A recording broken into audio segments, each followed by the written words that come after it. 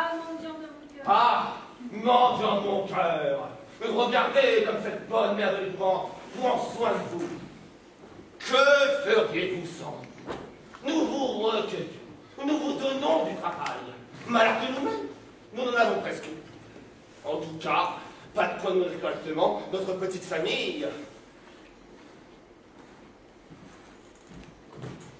Pujat, c'est ton tour. Retourne ta caisse pour voir si tu as rien caché. Je te connais. Tu caches tes sous, vermine, pour boire un coup derrière notre dos. Seulement voilà, le cabaretier est notre ami. Il nous dit tout. Fais gaffe, nous sommes quasiment tes parents. Alors, ne nous trahis pas. Qui c'est ça? Ah, ça, c'est un petit nouveau, un aspirant, un candidat qui cherche un stage d'insertion dans la noble carrière des mendiants. Un petit nouveau, un jeune qui veut se lancer dans le métier, hein? Voilà, autrefois, c'était un métier d'avenir, mon gars. Et maintenant, les gens n'ont plus de pitié. Ils sont près de leurs sous, c'est incroyable. Regarde-moi. Il me semble que tu es bien nourri. Il va falloir jeûner un peu si tu veux qu'on te prenne en pitié. Non seulement il est bien nourri, mais il est propre. Waouh! Vous autres, vous allez rouler dans le fumier du marchand de bestiaux. Ça va vous transformer. Il aura tant mal au cœur de l'odeur qu'il maigrira tout seul. Qu'est-ce qu'on pourrait faire pour que tu aies l'air d'un vrai mendiant? J'ai une idée. Tiens, prends ce notre pirate. Tu t'appelleras Canaille. Allez, te voilà baptisé. Voilà une pancarte.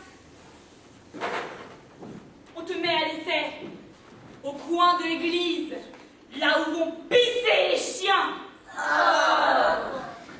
Demain tu reviens et on verra si on peut te garder. Allez, mendiants, mes petits amis, le travail vous appelle. Allez,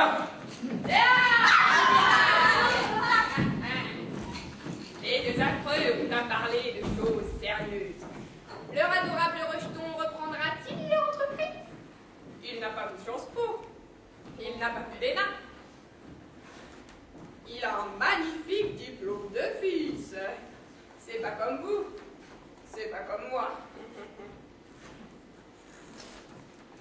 où est Frédéric? Femme, cherchez notre fils. Tu ne vas pas lui faire un sermon. Je lui ferai un sermon si je veux. Je suis son père. Je vais devoir en faire un homme, un vrai. Il est si jeune, on ne peut pas lui en vouloir. Il a quand même 17 ans. Et toi, tu l'élèves dans la soie. Que veux-tu? Il a beau douce, ce n'est pas comme toi. Il est mignon, il aime dessiner. C'est un artiste. Mon fripounet est un artiste. Il est mignon, il est gentil. Jamais il n'a désobéi. Un jour ce sera un styliste.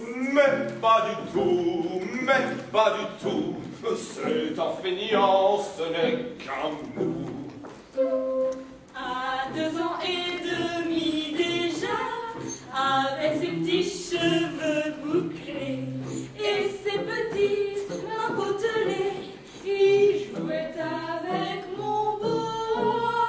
Mais il lui faut s'encanailler et apprendra à se bagarrer. Plus tard, ses chères poupées, il coupait, taillait les rideaux et leur faisait avec brio des robes à traîner à draper.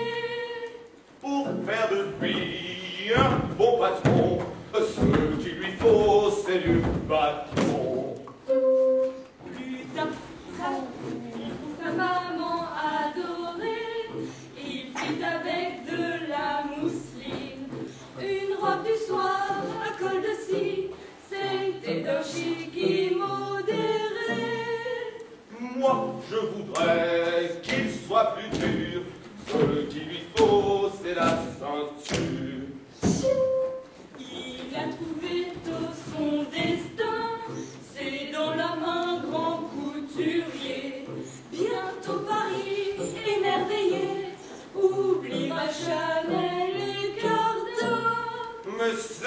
un gamin, pas le toquet.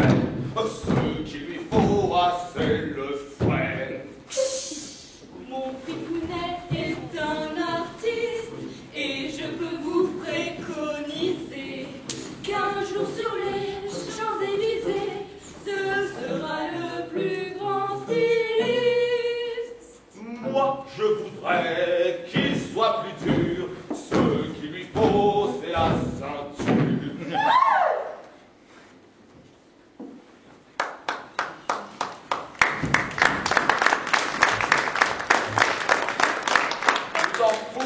Des artistes. Et qui est-ce qui va reprendre l'entreprise, hein? Une entreprise que j'ai bâtie à la sueur de mon front, que je tiens à bout de bras, seul, dans la tempête de la crise et du chômage, qui me font un tort considérable. Quand je pense que les banques ne prêtent plus d'argent et que les pauvres gens n'ont plus rien à donner aux mendiants, oh, mais où est-il le temps béni de l'opulence? Va donc, mes chers, chercher notre fils, Frédéric. Mais encore bien trop tôt pour mon fripounet adoré. Hier soir, il a travaillé à sa robe de mariée jusqu'à minuit. Tu en fais un paresseux. C'est pas mon fils, ce petit gringalet délicat, qui retire le gras du jambon et qui ne peut pas boire un litron sans s'endormir. Tu sais ce que tu fais, mauvaise mère? Tu en fais un bourgeois. Écoute, toi, mon homme que j'aime, je ne voudrais pas qu'il vive notre vie de misère et de privation. Je vais te dire, l'épouvante, ton fiston, tu es en train de faire la pire chose qui puisse arriver à un homme de notre famille. Quoi donc? Je sens mes cheveux se hisser sur ma tête. Un homme honnête. Mon fripounet? Un homme honnête? Tu as trop bu. Et va me le chercher, je te dis. Et va me le chercher, pas la ceinture. Non, pas la ceinture. Dirais. Frédéric, tu vas m'écouter. Il est temps de te former un vrai métier d'homme. Il va falloir trimer. L'horreur! L'horreur! Fripounet n'est pas dans son lit. Fripounet est parti. Quoi?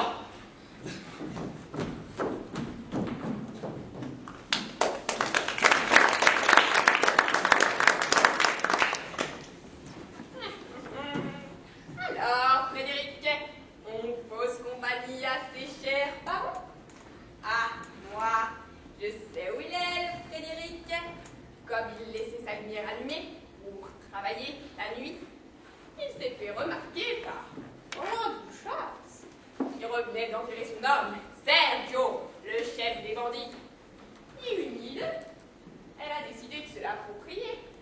Un joli mignon qui ferait l'homme de paille, qu'elle puisse continuer à diriger la bande des rats.